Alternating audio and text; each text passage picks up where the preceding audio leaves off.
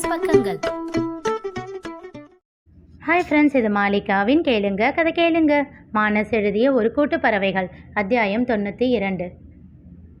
கடையில் யோசனையோடு அமர்ந்திருந்தான் வருண்.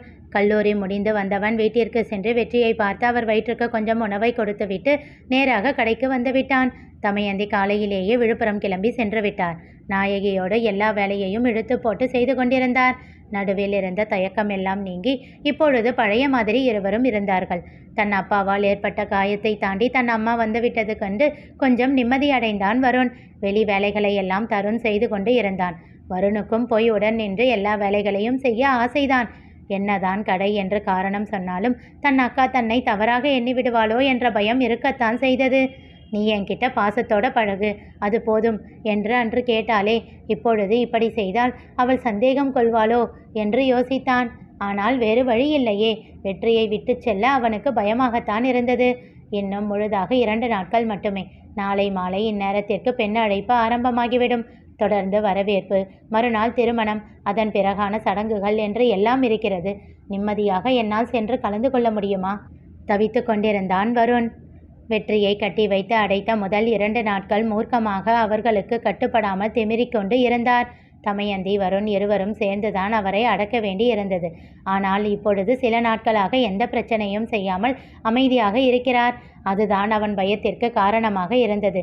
அமைதியாக இருந்து பிறகு ஏதேனும் செய்து விடுவாரோ என்று சிந்தித்தான். இங்கே இருந்து தப்பித்து சென்றால் கூட பரவாயில்லை. திருமணத்தில் வந்து ஏதேனும் பிரச்சனை செய்தால் என்ன செய்வது? இப்படி பலவாறாக யோசித்து கொண்டே அமர்ந்திருந்தான். அவன் செல்போன் ஒலிக்க ஆதி அழைத்திருந்தான். சொல்லுங்க மாமா, எப்போ கல்யாணத்துக்கு கிளம்பி வர? இல்லை மாமா, கடை இருக்கு, தயக்கமாக கூறினான். அதுதான் ஆளுங்களை போட்டு வச்சிருக்கல்ல, சிசிடிவி வச்சு செல்ஃபோன்லேயே எல்லாத்தையும் ட்ராக் பண்ணிக்கிட்டு தானே இருக்க, அப்புறம் என்ன? அது மாமா, இங்கே தருணோட ஃப்ரெண்ட்ஸ், அன்வியோட ஃப்ரெண்ட்ஸ் எல்லாரும் வந்தாச்சு. சந்தோஷமாக கொட்டம் அடிச்சுக்கிட்டு இருக்காங்க. அதனால தான் நீ வரலையான்னு கேட்டேன். அவன் அமைதியாக இருந்தான். சரி, அதை விடு, எனக்கு ஒரு ஹெல்ப் வேணும், அதை கேட்க தான் கால் பண்ணேன். சொல்லுங்க மாமா. என்னோட ஃப்ரெண்டு ஒருத்தர், பேர் பழனிவேலு. பண்ருட்டியில் அவருக்கு முக்கியமான ஒரு வேலை இருக்குது. ஒரு 2 நாள் அங்கே தங்குற மாதிரி இருக்கும். என்ன மாமா, ரூம் ஏதாச்சும் புக் பண்ணி தரணுமா? இல்லை, ரூம் வேண்டாம், உங்கள் வீட்டில் வச்சு தங்க வச்சுக்க முடியுமா? திகைத்தான் வருண். கவலைப்படாத, அவர் போலீஸ் தான், நம்பி தங்க வைக்கலாம். வீட்டில் இருக்கிறது எதுவும் காணாமல் போயிடுமோன்னு பயப்பட தேவையில்லை. இன்னும் பெரியதாக திகைத்தான் வருண். இவர் எந்த அர்த்தத்தில் சொல்கிறார் என்று யோசித்தான். எங்கள் கல்யாணத்தன்னைக்கு ராத்திரி வரைக்கும் அவருக்கு அங்கே வேலை இருக்குது. அன்னைக்கு நைட்டே கிளம்பிடுவார். உனக்கு ஓகேவா? அழுத்தமாக கேட்டான் ஆதி. ஓரளவிற்கு அவனுக்கு புரிந்தது. எல்லாம் தெரிந்தும் எதுவும் தெரியாதது போலவே போடகமாக அவன் பேசுகிறான் என்று. சரின்னா சொல்லு வருண். ஆதியின் குரலில் இருந்த அழுத்தம் அவன் ஒத்துக்கொள்ளத்தான் வேண்டும் என்ற ரீதியில் இருந்தது. சரி மாமா என்றான். அப்போ அவர் நாளைக்கு காலையில் அங்கே இருக்கிற மாதிரி வர சொல்லிடுறேன். அப்புறம் நீயும் நாளைக்கு காலையில் கல்யாணத்துக்கு கிளம்பி வா. முடிஞ்சால் கடைக்கு ஆள் வை, இல்லைனா 2 நாள் லீவ் விட்டுடு.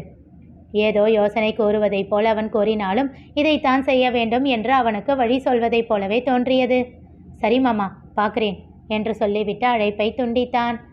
தன் அப்பாவின் காரணமாகத்தான் இன்னும் திருமணத்திற்கு வராமல் இருக்கிறான் என்று தெரிந்து கொண்டு அதற்காகத்தான் ஆள் ஏற்பாடு செய்கிறான் ஆதி என்று வருணுக்கு நன்றாகவே புரிந்து போனது. எது வந்தாலும் பார்த்து கொள்ளலாம், மாமாவின் யோசனையிலேயே நடக்கலாம் என்று முடிவெடுத்து கொண்டான். மறுநாள் வீட்டில் திருமண வேலைகள் களை கட்டி கொண்டிருந்தன. மண்டபத்திலும் எல்லா ஏற்பாடுகளும் செய்ய ஆரம்பித்து இருந்தார்கள். மண்டபத்தில் நந்து வேலைகள் செய்து கொண்டு இருக்க அவனை சுற்றி சுற்றி வந்து மாமா மாமா என்று அவனிடம் வேலைகளை கேட்டு செய்து கொண்டிருந்தான் தருண். உள்ளுக்குள் சிரித்து கொண்டான் நந்து. ஏதோ ஒரு வேலையை அவனிடம் சொல்லிவிட்டு திரும்ப நித்யா அவனையே குருகுருவென்று பார்த்து கொண்டு இருந்தாள். என்ன குழந்தனாரே, என்ன நடக்குதுங்க? உங்களுக்கு தெரியாமல் என்ன நீ நடக்கும்? சிஐடி மாதிரி எங்கள் காதலையே கண்டுபிடிச்சவங்க தானே நீங்கள். இப்போ மட்டும் என்ன நடக்குதுன்னு தெரியாமலா இருக்கும் என்றான் கிண்டலாக. அது சரி, அப்போ நம்ம வீட்டுக்கு அடுத்த மாப்பிள்ளை ரெடின்னு சொல்லுங்க என்று சொல்லி சிரித்து விட்டு சென்றாள். நந்துவும் சிரித்து கொண்டே அடுத்த வேலையை பார்க்க சென்று விட்டான். தருண் அவசரமாக மாடி ஏறி செல்ல மேலே இருந்து வேகமாக இறங்கி வந்தாள் அன்விதா. அவனை கண்டு சட்டென்று ஒதுங்கி செல்ல அவள் கையை பிடித்து இழுத்து நிறுத்தினான் தருண். என்ன வேணும் உனக்கு? முதல்ல கையை விடு என்றாள் கோபமாக. ஏன், இதுக்கு முன்னாடி நான் உன் கையை பிடிச்சதே இல்லையா? அவனை உற்று பார்த்து கோரினாள். பிடிச்சிருக்க, அப்புறம் எதுக்கு இப்போ மட்டும் இவ்வளவு கோபம்? உன்னோட பார்வை முன்ன மாதிரி இல்லை தருண், முகத்தை திருப்பிக் கொண்டு கூறினாள். புன்னகையோடு அவளை இழுத்து சுவற்றோடு நிறுத்தி அவள் முன் நின்றான். அவன் செயலில் உள்ளுக்குள் திகைத்தாலும் வெளியில் காட்டாமல் மறைத்தாள் அன்விதா. என்ன என்ன பாரு.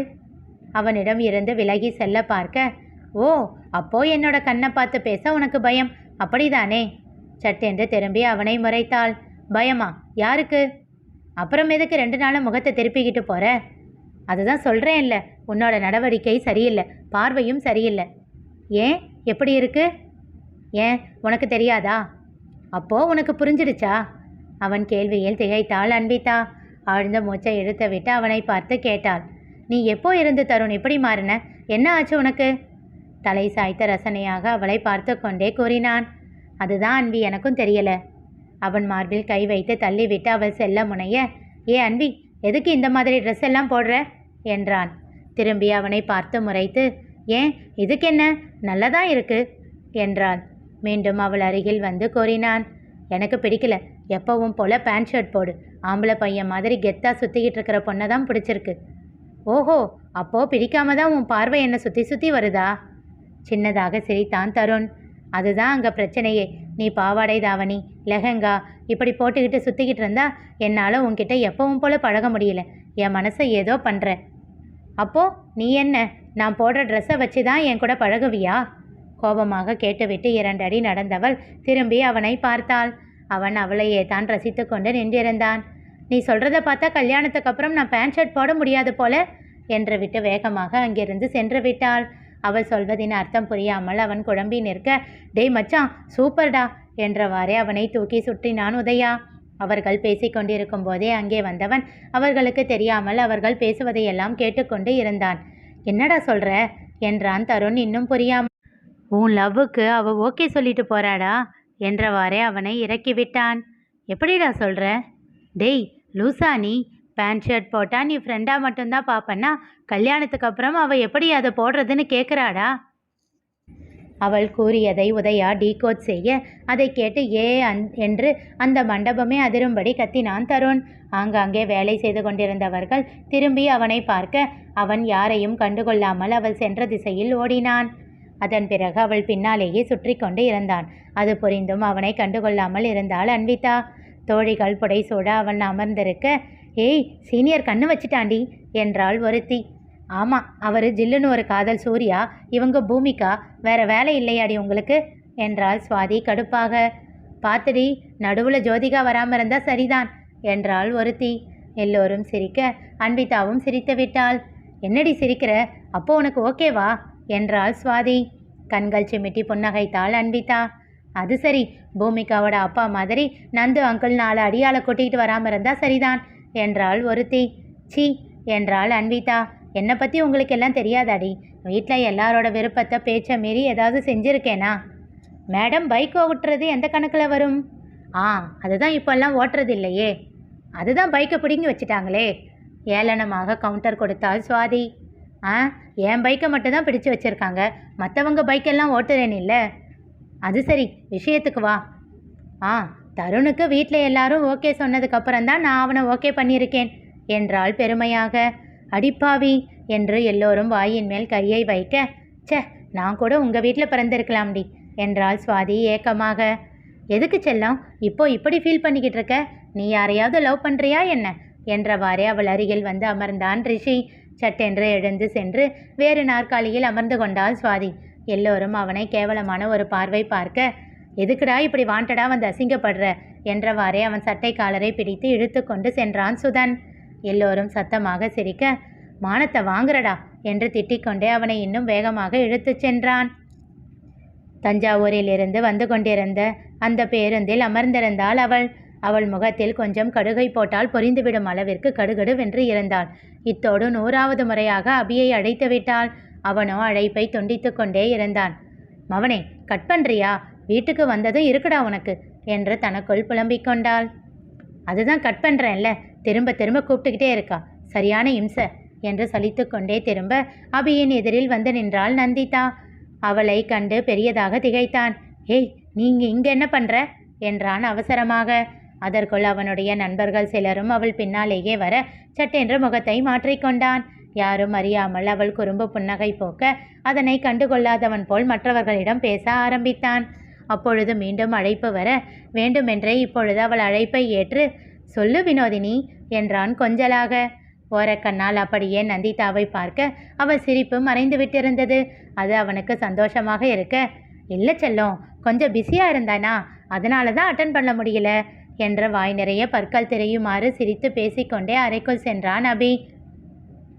சிறிது நேரம் கழித்து அவன் வெளியில் வர கையை கட்டியபடி அவனை பார்த்து கொண்டிருந்தாள் நந்திதா. என்ன என்றான். சுற்றி ஒரு பார்வை பார்த்துவிட்டு அவன் அருகில் நெருங்கி வந்து மெல்லிய குரலில் கேட்டாள், என்ன வெறுப்பேத்தி பார்க்குறியா? அவன் விரலால் தன் காதை குடைந்து கொண்டான். அவள் இதழில் மெல்லிய புன்னகை அரும்பியது. அதை கண்டு குழம்பினான். 3 வருஷமாக உன் பின்னாடி சுற்றிக்கிட்டு இருக்கேன். உன்னோட குடும்பத்தில் இருக்கிறவங்க எல்லாரையும் எனக்கு தெரியும். அமைதியான குரலில் சொல்லிவிட்டு அவள் நகர்ந்தாள்.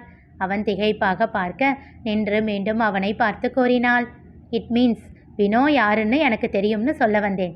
சொல்லிவிட்டு சென்று விட்டாள். அவள் குரலில் கொஞ்சமும் ஏளனம் இல்லை.